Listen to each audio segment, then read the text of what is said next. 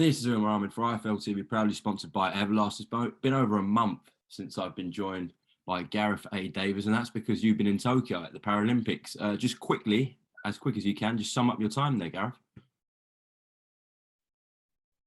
Oh, it was amazing to be there. Probably one of the toughest assignments I've ever done, believe it or not, in 30 years. 7th Paralympic Games, also the toughest Paralympic Games to cover, but fascinating because Tokyo and Japan are in the throes of our COVID from about a year ago, even earlier than that. So it's very much lockdown and you know, things are open, but you have to go hunting for them a little bit. But Paralympic wise, amazing to be around 4,500 people with extraordinary stories, inspirational every day, tears of joy every day, you know, and an unbridled kind of sporting innocence about so many people, all at the forefront of their own physicality. It's just amazing to be around it. It just makes you feel like a better human being. And like it certainly makes you not moan. You know, you see table tennis players who've got no arms playing with the bat, with the bat in their mouths, or equestrian riders holding the reins in their mouths, or just so many amazing moments. And Great Britain did absolutely brilliantly. No, it's a triumph for the human spirit, and so many of those people that I meet there and interview there really remind me of the fighters that we cover day in, day out. Well, it sounds like you had a very good and interesting time there. So it was. Yeah. Okay, Gareth, obviously I want to ask you about last night's Triller card. We'll start off with David Haye, who returned to action against Joe Fournier, got the win. The whole boxing world is now talking after he called out Tyson Fury. Can we take that seriously or not? No, not in the slightest. He's a shot fighter. He fought a guy that's not a boxer. He's 2 weight divisions above the guy anyway. No, we cannot take it seriously. If it happens, it happens, but I'm not taking it seriously. It's 8 years ago they were due to fight. David Haye's body's fallen apart since then. In terms of fighting, he's still a specimen, of course. He's a stud to look at. But, you know, no, of course we're not going to take it seriously. He's saying that in the throes of adrenaline. Do you really think he could survive? He's going to get battered by Tyson Fury. It'd be a horrible mismatch. He hasn't earned to fight with Tyson Fury anyway. I'd rather see them in an MMA fight together, you know? I'd rather see them in the WWE wrestling match together. No, I'm not taking it seriously. I'm glad David didn't hurt Fournier, but it was a glorified sparring match. Yeah, I was very surprised when he said that, because speaking before to him, before the Fournier fight, you know, I was trying to press him on, you know, if a Klitschko offer came in or something came in, would you consider it if you felt good against Fournier? And he was kind of hesitant. So to go and, you know, drop the lineal heavyweight champion, the guy who's recognised as number one, I think it's taking everyone by surprise. What do you think the motive is? Is it just a big payday, you think, Gareth? Stay relevant. That's all it is. Create some headlines. Make sure that his headlines get out there. David has always been very clever and kind of sinister sometimes with his headlines. You know, he was going to beat Audley Harrison, and I quote this, worse than was it Rodney Hines in the LA riot? Well, it quoted about the LA riots that he would beat Audley Harrison. You know, he did a lot. He said a lot of different things, guaranteed for him to make headlines. He always knew what he was doing, David, in that way. Just as he did with promoting the value fights at the end. You know, they were extraordinary successes. And I think the thing with David, he just, you know, made sure that he was in the headlines at the end of the night. But I cannot take that seriously. And we're going to come on to a bit more why in a minute, I'm sure. Why? Well, you're going to ask me about the other fights on the card as well, aren't you? Well, yeah, let's move on to that then. The main event, obviously, I think not even boxing fans will say the same thing. I think, you know, it was just sad and depressing kind of seeing what happened to Evander Holyfield. Everyone will say that. Yeah, I'm lost for words really watching that. What do you think? Well, I'm not surprised at seeing it. I remember being with Evander Holyfield in 2008 in Germany when he fought Nikolai Valuyev. I think it was Germany. It might have been Russia, but I was definitely at the fight. And I remember interviewing Evander. There weren't a lot of media there from the UK. And I sat with Evander and I said, why are you still fighting? I think he was 45 then. Yeah, that's 13 years ago. And he said, I'm only fighting because I'm still paying alimony on my last children who are going through school and want to go to college and so on. And, you know, I think Amanda's got something like 11 children, something like that. And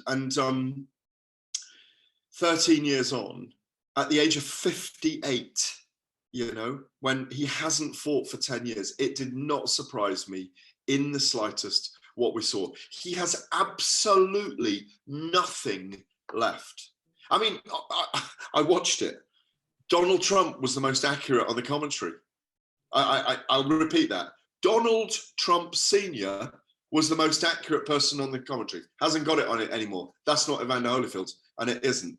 And I think what we should take away from it is it highlights, it's like these youngsters having a go at boxing, YouTubers and so on.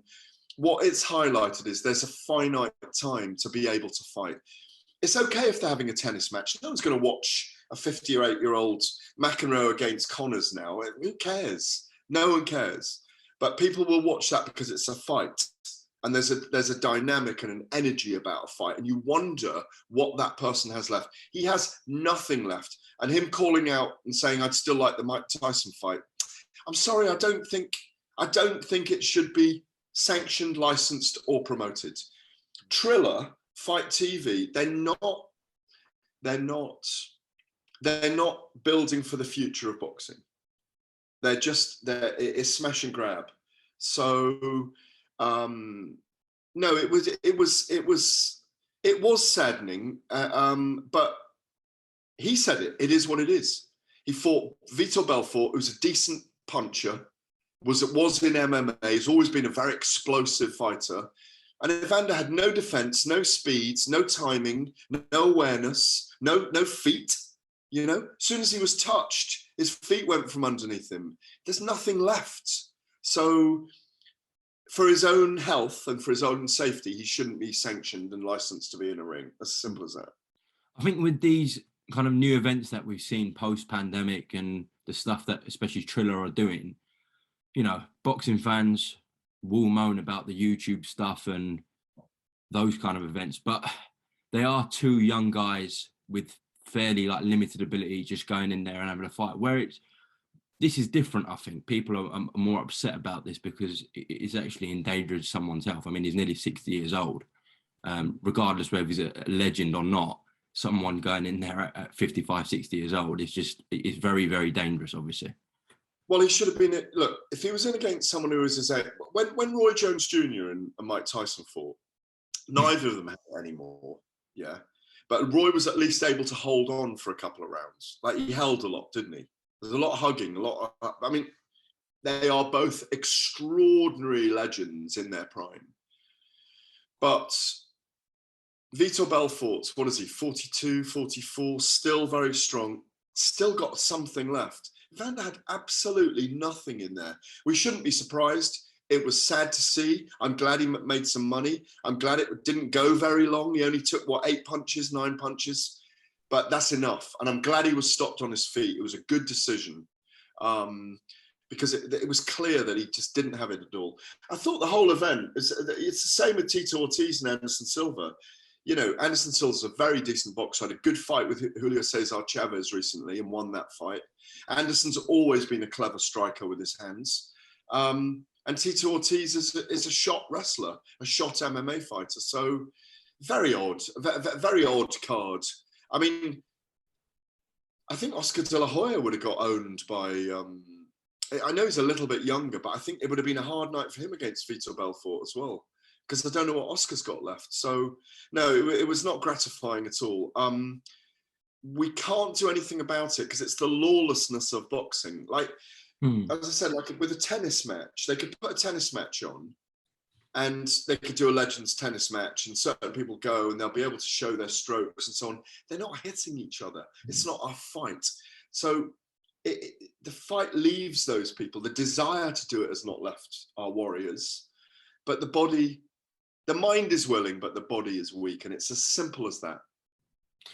Well, I find it mad that it's a a topic that we're discussing, Holyfield getting stopped, and also David Haye calling out Tyson Fury. I don't know what year we're in, Gareth, but yeah, it's a strange time. But listen, roll on Joshua Usyk fight week and roll on Fury Wilder fight week. We've got stuff like Canelo Plant coming up, Taylor Captrell. So hopefully boxing can resurrect itself from September, well, from now onwards to the end of the year, because it's kind of boxing is think boxing is in any trouble. Sorry, I don't think boxing is in any trouble. Sorry, you not think after last night? No. No, boxing's not in any trouble. Look, those things are only sustainable when people pay for them. Yeah, people might have paid for that last night, but they thought they won't pay now for Holyfield Tyson. There's no way that people will pay to see that, you know, and you just need to cut through the smoke screens with it. You can't stop it happening unless the sanctioning bodies, you know, stop it happening. You know, unless the commission stop it happening. But you know, they could have gone to Iceland and done it in a ring where they could have commissioned it themselves. So no, this kind of stuff will play out. It's a period of it working and happening. I think if the two big heavyweight fights happen on September the 25th and October the 9th with Usyk and Joshua and Usyk and Fury and Wilder, you know, we've got some of our big fights back, and that's the problem. We haven't had a really big fight for a long time, and so, you know, in the interim, in that hiatus, we just had a lot of stuff that we need to talk about that doesn't really project much. We've had a lot of talk about there are too many belts with the WBA. There's, you know, the last Friday night there was, you know, Oscar Valdez and Robson Conceição where he tested positive for phentermine outside competition. It's a weight loss drug. VADA and WADA, Voluntary Anti-Doping Agency, the World Anti-Doping Agency aren't aligned on that drug. You know, there's a lot of things going on, and there's not much for us to really get our teeth into in terms of great events. And I think the heavyweights may well rescue that. Well, let's hope so. Listen, an odd conversation this morning, but Gareth, appreciate your time on IFL TV as always, and we will speak soon. All right, thank you. Always a pleasure. Cheers, Umar.